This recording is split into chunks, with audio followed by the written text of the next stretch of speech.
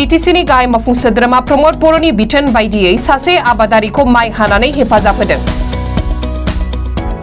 चिरां जिल्लानि खैलामैला ब्लक UPPLनि बानजायनायाव BTCनि गाहाय मावफुं सोद्रोमा प्रमद बर'नि बिथोन बायदियै पार्बतीपुर गामिनि आबादारि मदाराम नार्जारिनि नखराव फैनानै 15 बिगा माइ हानानै हेफाजाब होफैदों।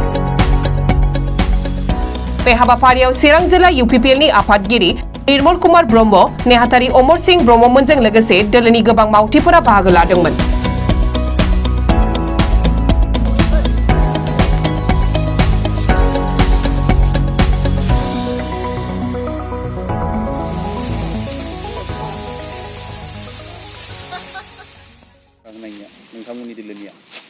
रायजोफोरखौ माइ हानानै होनायनि गाहाय उद्देश्य आरो जाहोना जाहैबाय थारमाने दा बे समाव जोंनि UPPLनि मावथिफ्रा बा जोंनि सापर्टारफ्रा माखासेया गाव गावनि न'आव मावनो गोनां हाबाफारिखौ मावनानै लाजोब्बाय।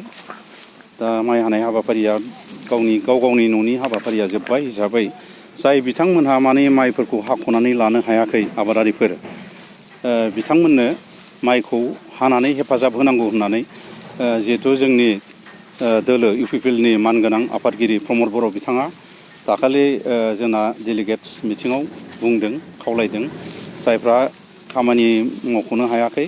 माइ हानायल' नङा, माइ हानायजों लोगोसे गुबुन गुबुन जुदि मावनो गोनां हाबाफोर दङबा, दंग' जावनाय, लामा खोनाय बेफोरबो जुदि दङबा मावनानै होनांगौ होननानै बिथाङा बुंदों।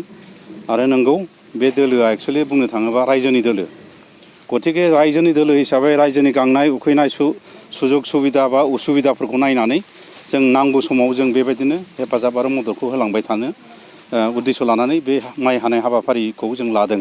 दा जिहेथु माइ हानायनि बोथोर फैदों, दा बोथोर थानायावनो जाहाथे आबादारिफ्रा गाव गावनि आबादफोरखौ माइफोरखौ जाहाथे थिग टाइमाव थिखांनानै लानो हायो, बेनिखायनो दिनै जों जाय न'खराव हादों बिथांनि मुङा जाबाय मदाराम नार्जारि। बिथाङा गावनि माइखौ हाख'नो हायाखै, गोबां माइ थिलि दङ बिथाङा, आरो बिथाङा मोजां आबादारि, सासे मोजां आदर्श आबादारि बियो।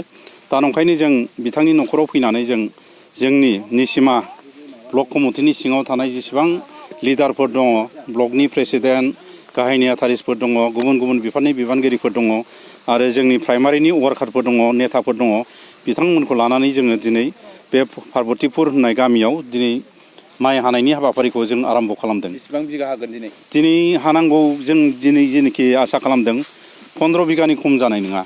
खारन दा जों वार्कारफ्रा जेसेबां दङ दा दिनै हागासिनो दङ।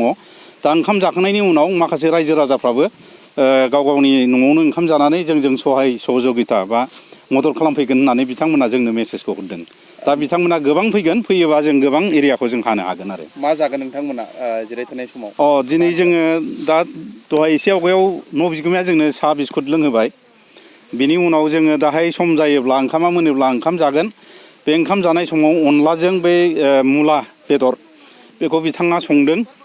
आरो बेजों लोगोसे थाबावगोन जोंना माने दुन्दिया, बिथाङा गोबां मैगं थाइगं फोदों हिसाबै दुन्दियाबो दङ। दुन्दियाखौ देनानै बाथोन देनानै जाहोनो नागिरदों। आरो बेजों लोगोसे गुमा गोथाव माखासे मोनजेनबाय। गुमा गोथावा दासिमबो 50थासो मोनजेननाय जाबाय। दा बिनि उनाव आरो दा मोनबावलांनो हागौ, बेखौबो जों बाथोन देनानै जागोन। ओमफ्राय ना, जोंना ब्लक कमिटिया डिस्ट्रिक्टखौ बुंनायखाय जों डिस्ट्रिक्ट कमिटिनिफ्राय ना होनो होननानै जों लायहोबाय। दा ना भाजा, गुमा गोथावजों दुन्दियाजों बाथोन, ओमफ्राय अनलाजों मुला बेदरजों ओंख्रि जागोन आरो। दा मावनाय समाव जों बारा हेभि जानाय नङा दिनै, बेखिनिखौनो जानो सानदों दिनै।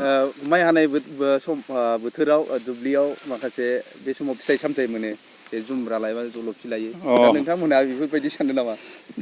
दङ, बेबो बे एजेन्डायाबो दङ। दाहाय जोङो माने बेलासियाव जागोन बियो। 3थासोआव माने नारें जुमब्रा जानायनि हाबाफारि दङ। माखासे आइजोफ्रा मोजां मोजां फिथाइ गोदै जुमब्राफोरखौ गामियाव थांनानै बुथुमहैगासिनो दङ।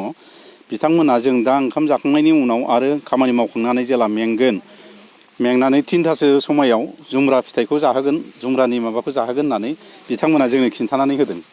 दिनै बेखिनि हाबाफारि आरो।